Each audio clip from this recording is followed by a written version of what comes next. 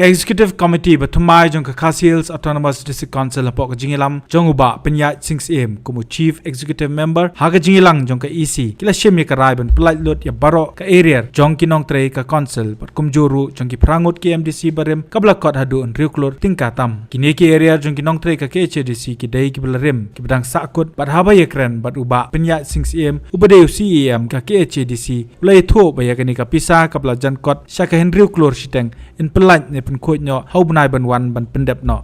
na kalian jom ka isi ngila don ka jing tumu ban bat ngila rai ru hakani ka isi mintas ni ba kani ka isi bat mai kan pelat lane kan pen khoi no ya baru kini ki areas ki ba sa jom ki employees ki jungi ki staff ki jungi ki officers ki noktre baru klaim da jail keteng ya ka ba kum kanu kata ka areas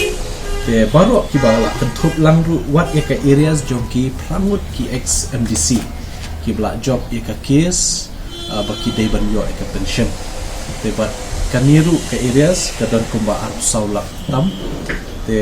ringkat bat ki areas jom ki present employees ki badang don menta ki staff ki officer but kumjuru ka areas ka badai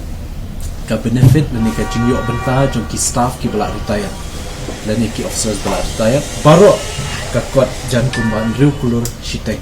te ya kani nakaliam ka isi ila shim da ka wei ka rai ba ngin polite not shen ya kani ka areas baru shikini badai ban yo te